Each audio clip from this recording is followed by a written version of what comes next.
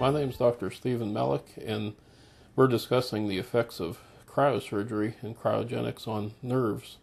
2,500 years ago, the early Egyptians used freezing methods, and also in the 18th century war, Napoleon used it for freezing for amputations of the limbs without people feeling a lot of pain. But now, from the 1960s on, we're using treatments in the field with cryogenics to ablate or destruct nerve tissue that causes decreased pain for the patient. The FDA approved cryogenics back in 2003 in August, and since then it's widely catching on for the use of treatments for a lot of the conditions.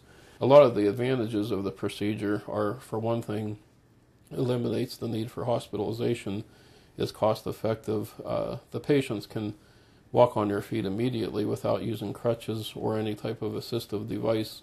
It eliminates the need for medicines that can cause people to become drowsy or dependent, as well as prior injury, because a lot of people take the medicines that make them more drowsy and they can have an accident or cause another problem.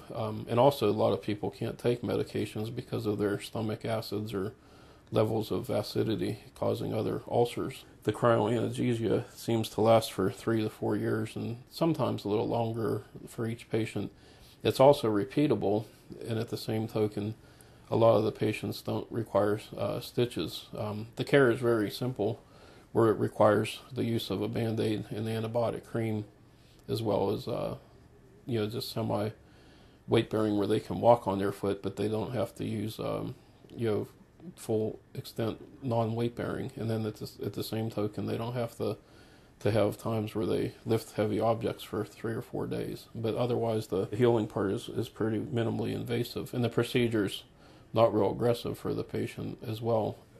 The time factor for the cryogenics procedure is usually a quick 3-minute freeze followed by a 30 to 45 second dethaw, and then also another 3-minute freeze. And the reason for that is to destroy the surrounding cell walls of the nerve tissue, therefore decreasing the impulse of the pain.